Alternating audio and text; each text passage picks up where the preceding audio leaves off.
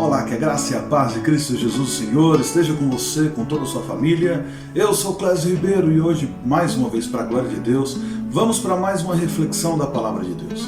Hoje eu quero falar sobre um tema que faz parte do nosso dia a dia. Nós temos que buscar crescer nisso daí. Nós temos que ser cheios de fé. Nós temos que crescer na fé. E como é que nós fazemos isso? Muitas vezes nós não sabemos. E tudo aquilo que a gente não sabe, o que a gente tem que fazer? Ir para as Escrituras Sagradas, porque é de lá que provém saídas da vida.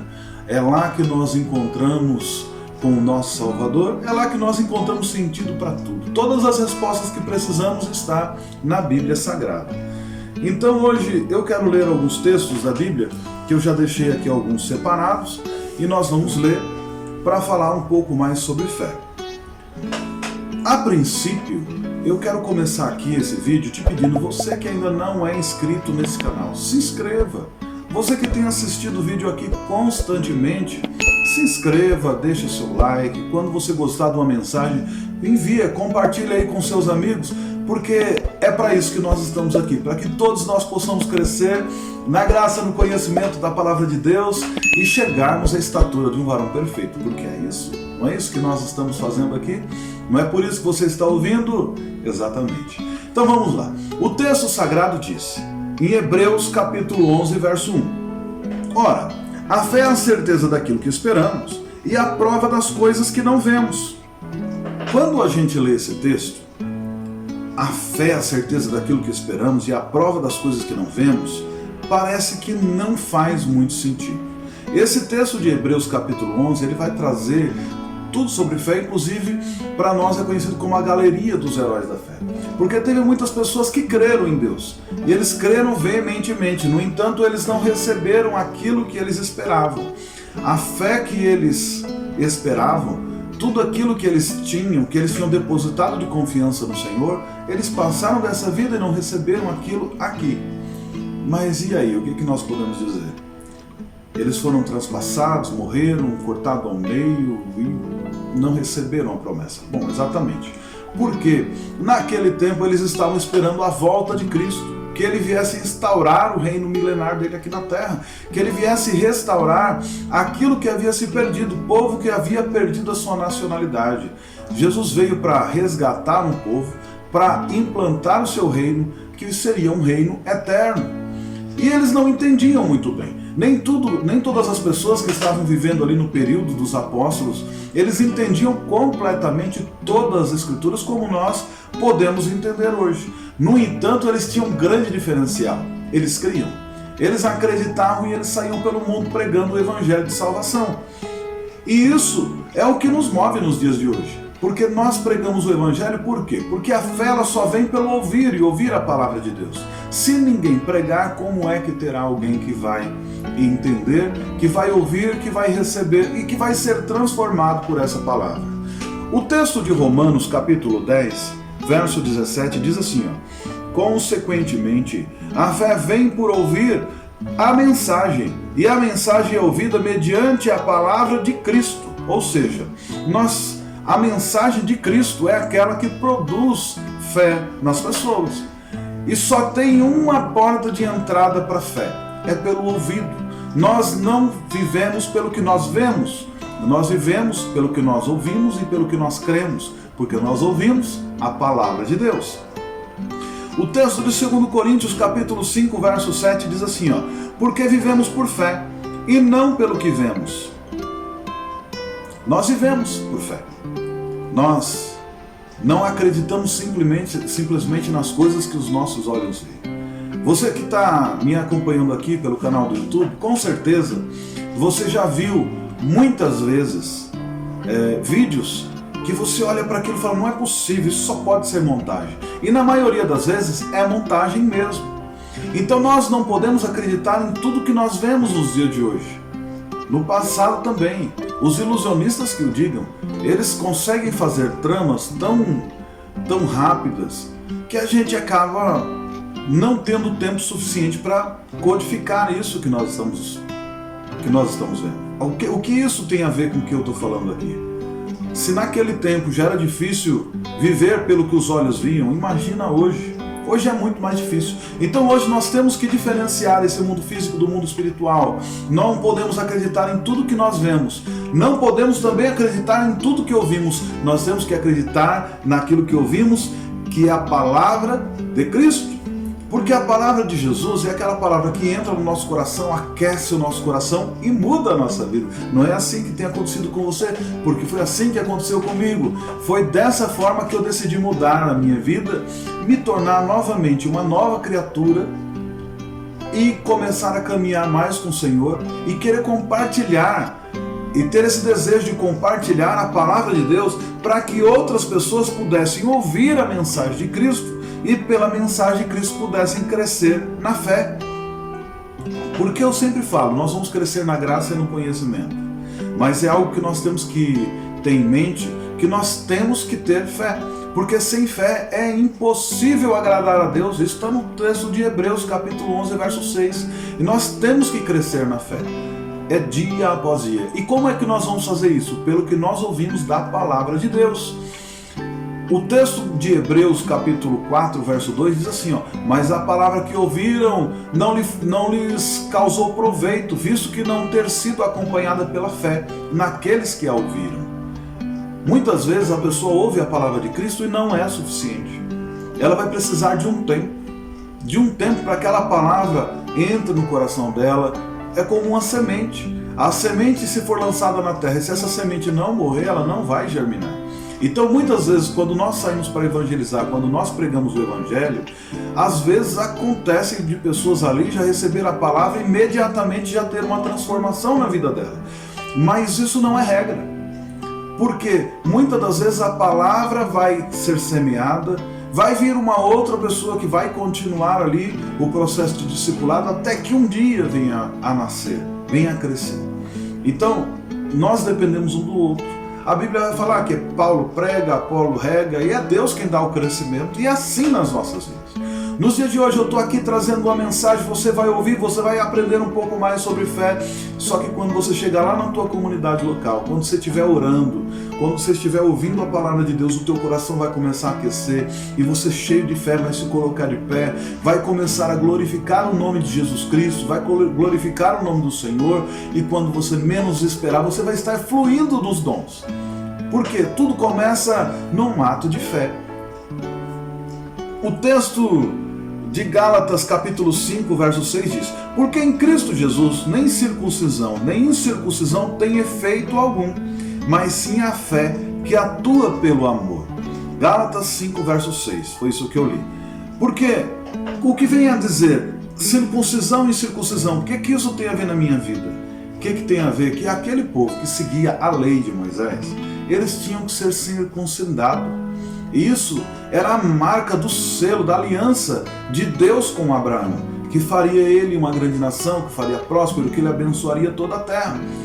E todas aquelas pessoas que eram prosélitos, que se convertiam à religião deles, se não fosse, os gentios que se convertiam, tinham que fazer a circuncisão. No entanto, quando veio Jesus, que os apóstolos saíram pelo mundo para pregar o evangelho, muitas pessoas se converteram. Só que essas pessoas começam a ter alguns que achavam que eles tinham que ser circuncidados. Porque olha, já que aceitou Jesus, tem que seguir toda a nossa tradição e fazer a circuncisão. Só que vem Paulo aqui nesse texto e diz: mas nem a circuncisão e nem a incircuncisão não tem efeito algum, porque isso é simplesmente um corte de um tecido, de uma pele, mas sim a fé que atua pelo amor em Cristo Jesus. Como eu já tinha dito no texto de Hebreus 11, 6, sem fé é impossível agradar a Deus, pois quem dele se aproxima precisa crer que ele existe e que recompensa aqueles que o buscam. Nós precisamos ter fé para agradar a Deus, nós precisamos entregar nossa vida a Ele, confiar, crer, para que Ele possa agir. Muitas vezes, nos dias atuais, eu tenho passado por uma época que eu tenho pregado em algumas igrejas grandes, igrejas pequenas. No entanto, queridos, eu tenho visto algo que me assusta. Muitas pessoas que entram na igreja, elas participam apenas de um grupo religioso. Elas participam apenas como se tivessem ido para uma reunião de de qualquer coisa, como se ela estivesse participando de um grêmio esportivo, como se ela estivesse participando de um grupo político, como se ela estivesse participando de um clube social. Mas não é isso. A reunião dos santos, a igreja, a reunião dos santos tem que ser um local onde se expressa a fé. Jesus Cristo disse: quando o Filho do Homem voltar, haverá fé na terra? Isso não é uma afirmação, isso é uma pergunta. Quando o Filho do Homem voltar, haverá fé na terra? Uma afirmação que Jesus disse que por se multiplicar a iniquidade, o amor de muito esfriaria. O amor até pode esfriar, mas e a fé? Jesus não disse que ela iria acabar ou não. Ele faz uma pergunta. Se Jesus, há 2000 anos atrás, ele faz essa pergunta: quando o Filho do Homem voltar, haverá fé na terra? Ele está perguntando: você está cultivando a sua fé? Você está ouvindo a minha palavra? Você está lendo a minha palavra? Você está conversando comigo? Você está se relacionando comigo? Cristo, né? Não estou falando eu. Você está se relacionando com a palavra de Deus? Você está se relacionando com a Bíblia? Você está orando, conversando? Porque somente assim você vai poder crescer na graça, no conhecimento e na fé. E isso é de extrema importância. Nós não podemos abrir mão da nossa vida de crescer na fé. Romanos capítulo 1, verso 17 diz assim: porque no Evangelho é revelada a justiça de Deus, uma justiça que no princípio ao fim é pela fé. Como está escrito: o justo viverá pela fé. Queridos, o justo deve viver pela fé. E ele não pode retroceder, porque se ele retroceder, acabou. Nós temos que viver pela fé. É sempre adiante. Bom, às vezes eu brinco, faço um comentário, mas para trás nem para pegar impulso. É sempre para frente. Sempre à frente. Nós descobrimos o maior caminho de todos, que é Jesus Cristo, que diz: eu sou o caminho, a verdade e a vida, ninguém vem ao Pai a não ser por mim. Então o caminho é vem, tem que seguir sempre à frente, fazer como o apóstolo Paulo, esquecer das coisas que para trás ficam e prosseguindo para as que estão diante de mim. Nós temos que prosseguir para o alvo principal, que é a nossa vida eterna. Porque, irmãos, nós temos que pensar o seguinte: muitas vezes as pessoas acham que expressão de fé é só ter cura, ter batismo com o Espírito Santo, é ter bênçãos materiais. Essas coisas fazem parte do pacote. No entanto, nós temos que ter certeza de uma coisa: mesmo que eu esteja com uma doença aqui no meu corpo físico e eu venha a ser curado, a minha vida um dia aqui na terra vai ter que terminar, vai ter que acabar, para que eu possa viver a eternidade juntamente com Ele. Então a fé não é só para obter cura aqui, irmão. Meu Deus do céu, não é isso. Não sei quem foi que colocou isso na cabeça de muita gente. Eu vejo muitas pessoas que se desviaram porque eles iam para a igreja deles e eles nunca viam o pastor pregar, ter milagre, ter cura. Ele ligava a televisão, ouvia no rádio e sempre tinha, e no local dele não. Então essa igreja aqui não tem nada de Jesus. Não é isso. Porque a fé, ela nos proporciona uma certeza de que nós iremos reinar com Cristo, que nós vamos morar com Ele, que nós teremos a vida eterna nesse reino eterno de Cristo Jesus. Efésios 2,8 diz: pois vocês são salvos pela graça, por meio da fé, e isso não vem de vocês, é dom de Deus.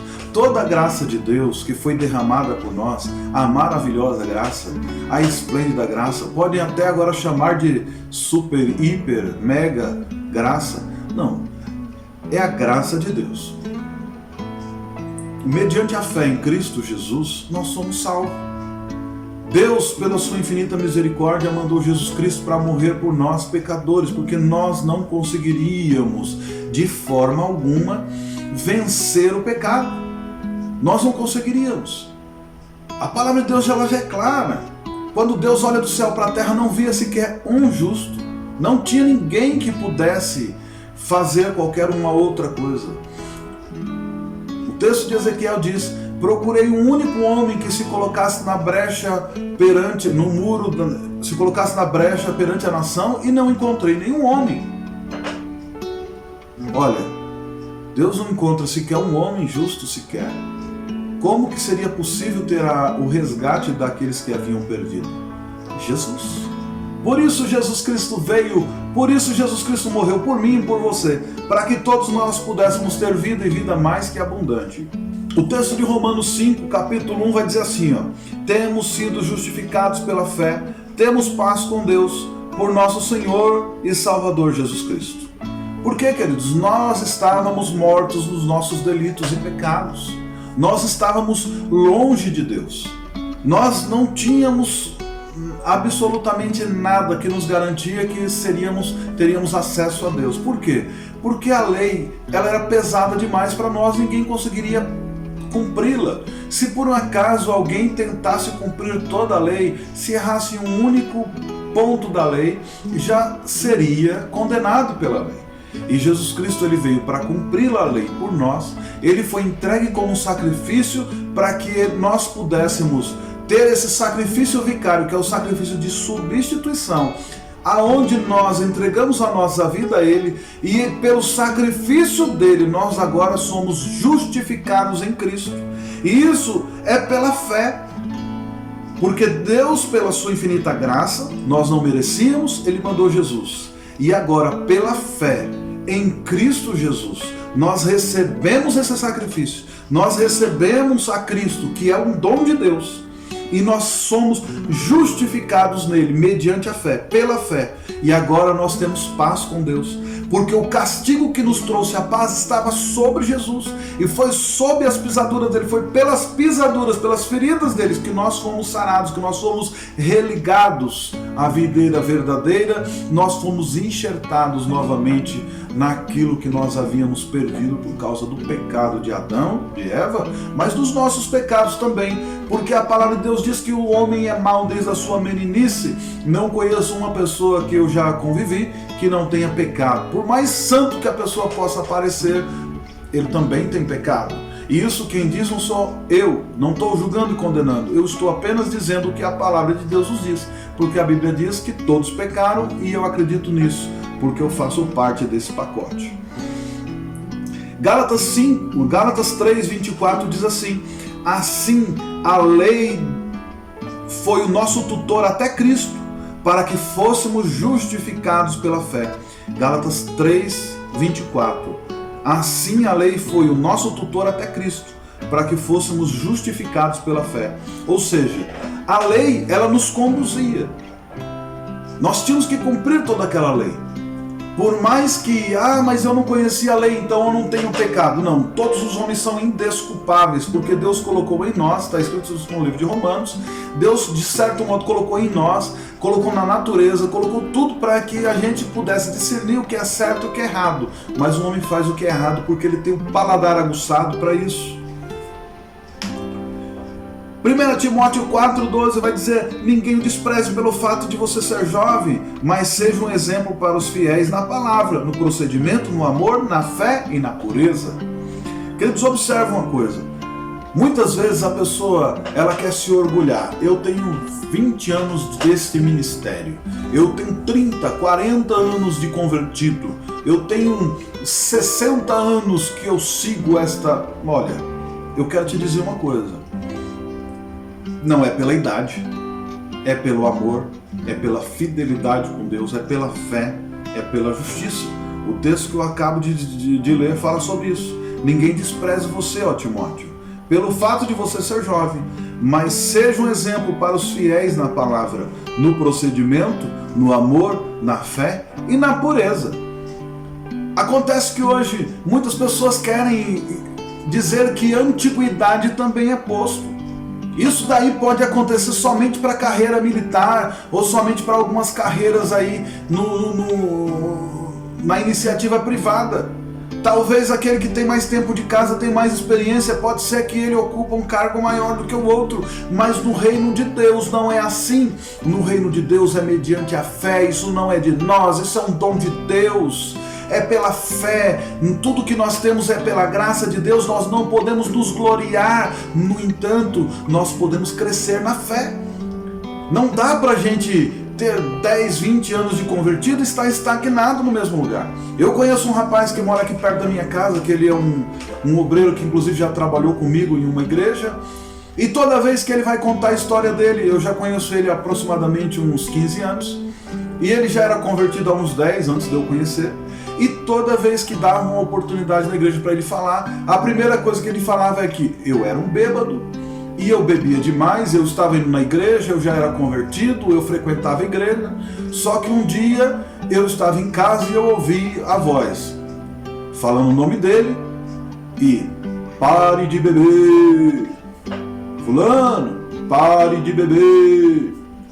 Irmão, eu conheço esse homem há 15 anos. E há 15 anos ele continua sendo um bêbado, porque ele repete a mesma coisa todas as vezes, todos os dias. Ninguém mais alcança, ninguém mais aguenta ouvir ele. O que acontece? Esse homem não cresceu na graça, ele não cresceu nas escrituras, no conhecimento, e muito menos na fé, porque a fé vem pelo ouvir e ouvir a palavra de Deus. Esse homem já era para ter deixado as coisas que para trás ficam, não era nem para ele lembrar que um dia ele foi um homem ébrio, não era nem para ele lembrar que um dia ele era um alcoólatra, era tão somente para ele lembrar que mesmo ele sendo um pobre, miserável, pecador, nu, carente da misericórdia de Deus, Deus mandou Jesus Cristo para morrer por ele, mesmo ele não valendo nada, e pela graça de Deus ele teve acesso a Cristo, e hoje mediante a fé em Cristo Jesus, ele é uma nova criatura, e ele tem certeza que vai morar nos céus juntamente com ele, porque é para isso que nós somos chamados. Ah, não importa o que eu fiz no passado. Na igreja quase todo mundo é ex alguma coisa. É verdade, todo mundo é ex alguma coisa. É ex-mentiroso, ex-adúltero, ex-ladrão, ex-fofoqueiro, ex-avarento. Todo mundo é ex alguma coisa. Mas a pessoa só é ex porque abandonou. Porque você que está aí muitas vezes julgando as pessoas, na igreja só tem ex, olha lá, lá ninguém presta. Não, ninguém prestava. Nós continuamos não prestando hoje, mas nós somos justificados por Cristo. Nós lutamos contra a nossa velha natureza. Nós não queremos fazer o mal. Muitas vezes erramos, claro, com certeza. Nós pecamos, sim, mas nós temos um advogado junto ao Pai, que Ele intercede por nós. Nós nos arrependemos, nós nos aproximamos dEle com toda a certeza de que Ele vai nos perdoar, porque Ele nos perdoa, porque Cristo já pagou o preço por nós. O próprio apóstolo Paulo, quando ele escreve na carta de Timóteo, a segunda carta, no capítulo 4, verso 7, diz assim, eu combati o bom combate, terminei a carreira e guardei a fé.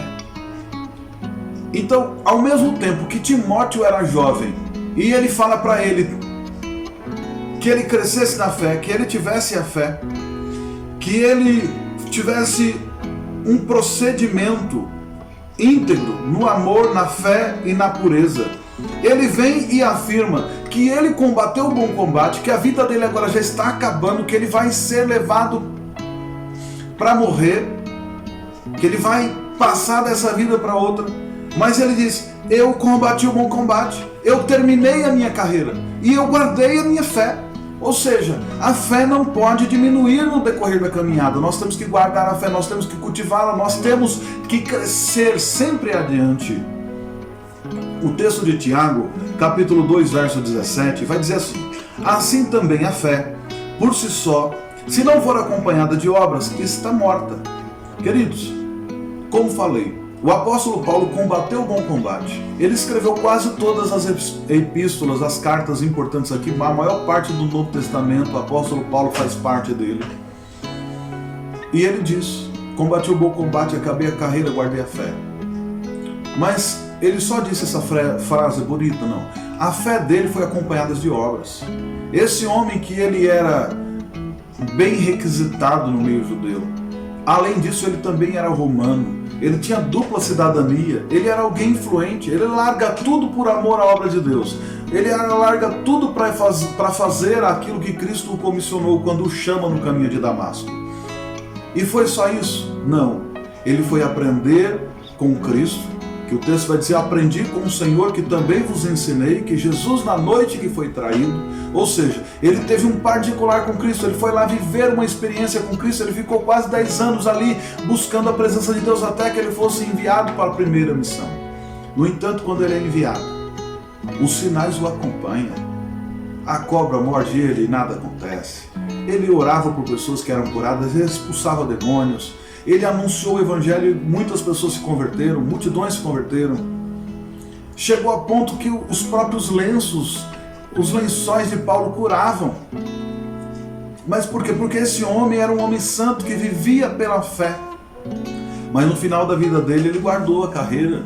Agora vem o apóstolo Tiago e diz: você diz que tem fé? Mostra-me as obras. Porque a fé por si só não é nada, mas ela tem que ser acompanhada pelas obras. Nós estamos vivendo numa geração que está muito complicado, está difícil falar sobre fé, porque hoje nós temos uma multidão de pessoas que têm fé na fé. O que é isso? Ela tem fé nas coisas. Por exemplo, hoje tem pessoas que têm fé que se ela for na igreja pegar um óleo ungido lá, um óleo que alguém orou, ela vai lá e passa o óleo em algum lugar e tá tudo certo. Não, não tá tudo certo. Outros que vai lá no monte, leva um galão de água nas costas, chega, traz a água e serve a água para todo mundo. Essa água aqui foi abençoada. Quando a fé precisa de algum objeto para coisificar, para trazer à existência as coisas para o nosso meio, para a gente poder olhar, isso chama fé na fé. Isso daí, inclusive, é uma abominação perante os olhos de Deus. Eu tenho aqui na minha cidade subido ao monte para orar em algumas ocasiões, e quando eu estou subindo ao monte, às vezes eu tenho dificuldade para subir, porque tem uma fila de pessoas subindo de joelhos. E eles dizem: estou fazendo o meu sacrifício. Sacrifício sim, de tolo, porque a Bíblia diz que Jesus Cristo já pagou o alto preço por nós, que hoje o nosso louvor ele é de coração, que hoje a nossa adoração genuína a Ele, nós temos que apresentar os nossos corpos a Deus como um sacrifício santo, vivo e agradável a Deus. Me responda: subir uma escadaria de um monte de joelhos é agradável? Não. Ah, mas eu tenho que fazer um sacrifício. A Bíblia fala sobre o sacrifício, sim. O sacrifício funcionou até Jesus. Jesus foi o nosso Cordeiro Pascual. Jesus entregou a vida dele por nós. Então agora nós temos Jesus Cristo como o nosso sacrifício. Ele é o nosso mediador entre Deus e os homens. Então essas coisas que nós temos que fazer algumas ações para que a gente possa receber algo do Senhor, esquece, não é assim. A palavra de Deus vai ser clara, que é Deus que chama à existência as coisas que não são como se elas fossem. Você não precisa ficar se degladiando, se chicoteando, se machucando para que você possa alcançar alguma coisa do Senhor. Não. Você já é filho. Você é um filho por adoção. E Jesus Cristo te ama. Deus te ama. É a palavra que diz isso. O texto de Gálatas 3:11 vai dizer assim: é evidente que diante de Deus ninguém é justificado pela lei, pois o justo viverá pela fé. Nós temos que ter essa preocupação, que nós não podemos viver pela lei nem pelo nosso próprio esforço. Nós cumprimos a lei, lutamos para cumprir a lei, nós não deixamos a lei, agora a lei não existe mais. Não, a lei existe. A gente tem que parar de mentir, não pode roubar, não pode matar, não pode se prostituir, tudo não pode. Nós não fazemos. Só que nós não fazemos hoje por quê? Porque nós não queremos. Nós temos que lutar contra essas coisas. Por quê? Porque tudo isso é lei. Tá. Então eu agora posso fazer tudo, estou à vontade. Não está à vontade. Porque nós temos que viver pela fé. E se nós temos fé em Jesus, nós temos que ter fé em Deus, nós temos que fazer as obras que Jesus fez. E Jesus fez as obras dele, querido, não foi só milagre, não foi só multiplicação de pães. Jesus Cristo fez as obras dele expulsando os cambistas do templo. Então quando você vê eu aqui falando de alguns cambistas que tem no reino de Deus, que Jesus Cristo é o Senhor, e que Jesus Cristo é o caminho, e algumas igrejas têm feito o pedágio dela, não vai achar que eu sou um radical louco, não. Eu estou fazendo a obra que Jesus fez. Nós temos que fazer aquilo que Cristo fez. Jesus cumpriu a lei também, querido. Nós temos que lutar também para cumprir. Não vai ser possível, porque todos pecaram. Mas nós temos que nos aproximar da estatura de um varão perfeito. Um varão perfeito é Cristo. 1 Pedro 1, verso 7 diz assim: assim acontece para que fique comprovado que a fé que vocês têm, muito mais valiosa do que o ouro, que perece, mesmo que refinado pelo fogo, é genuína e resultará em louvor, glória e honra quando Jesus Cristo for revelado. Queridos, tudo que nós temos que fazer é para quando Cristo for revelado. Nós temos que estar com Ele. Nós entregamos a nossa vida com Ele, nós embarcamos num exército de pessoas que vai fazer parte do governo de Cristo. Então, tudo que nós fazemos é por Ele. Tem sofrimentos nessa vida? Tem. Tem aflições nessa vida? Tem. Jesus Cristo não nos disse que nós que teríamos vida mansa. Ele disse que teríamos aflições, mas para nós termos bom ânimo, porque Ele já venceu. Nós não vamos vencer, nós não precisamos fazer mais sacrifícios. Nós temos que viver pela fé. Como o texto que eu acabei de ler. Acontece para que fique comprovado que a fé que vocês têm é muito mais valiosa que o ouro que perece. Mesmo que refinado pelo fogo, é genuína e resultará em louvor. Querido, sabe o que é esse refinado pelo fogo? Significa que nós vamos passar pelas provações e que vai doer. As provações que nos rodam, que nos cercam, elas são severas, porque a nossa vontade nunca é de ser provado e aprovado. Mas a nossa fé, ela gerará um genuíno louvor, glória e honra quando Cristo Jesus voltar. A primeira carta de João, capítulo 5, verso 4 diz: o que é nascido de Deus vence o mundo, e esta é a vitória que vence o mundo, a nossa fé.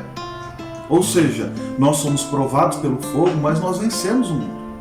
Ah, mas como que nós vencemos o mundo? Pela fé. Isso não vem de nós, não. Foi a palavra de Deus que veio através da porta do nosso ouvido, que nós começamos a crescer na graça, na fé, no conhecimento da palavra de Deus. Nós chegamos à estatura do varão perfeito. E isso é uma luta de cada dia. Nós temos que lutar. Mateus 21, 21 diz assim, ó. Jesus respondeu: eu lhe asseguro que se vocês tiverem fé e não duvidarem, poderão fazer não somente o que foi feito à figueira, mas também dizer a este monte: levante-se e atire-se no mar, e assim será feito. Queridos, nós temos que entender que nós temos que produzir alguma coisa. A nossa fé produz alguma coisa. Uma semente, ela produz uma nova árvore.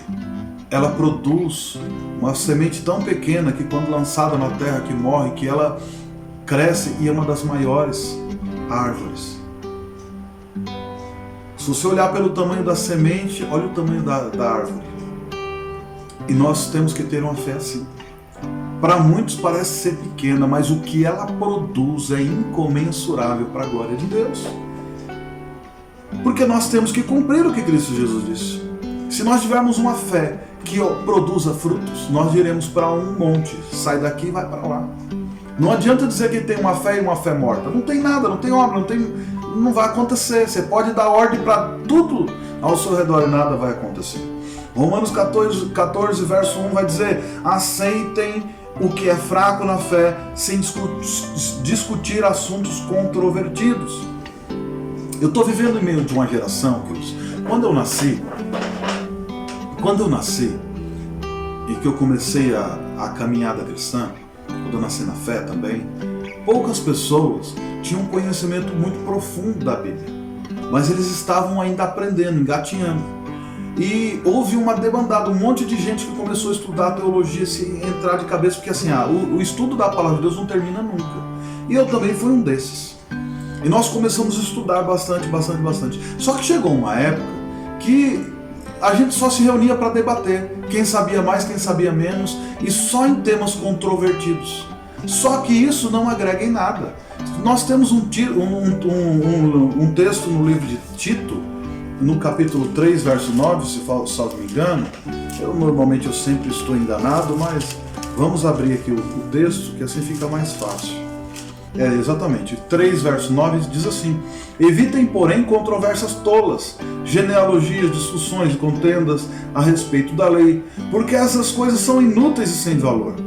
Quanto àquele que provoca divisões, advirta-o primeiramente uma vez e uma segunda vez, depois disso rejeite-o.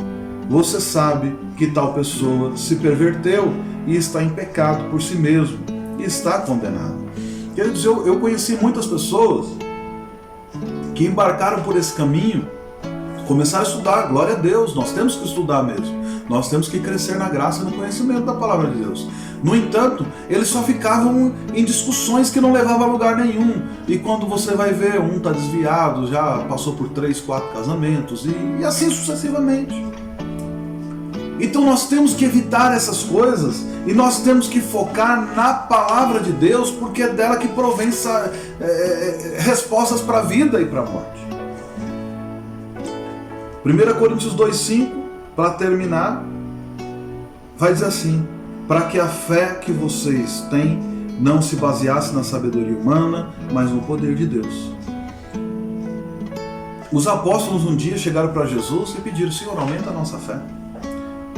A resposta dele, queridos, nós temos que, muitas vezes nós fazemos a mesma coisa.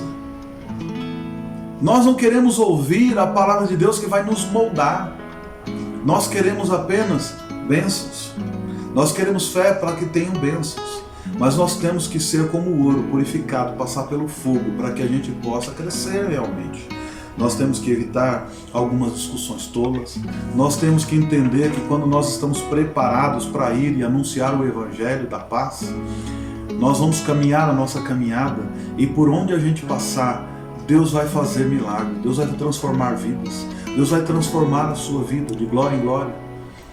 Nós temos que entender que haverá um novo avivamento nessa nação, mas o novo avivamento tem que ser de pessoas que creem realmente no poder de Deus.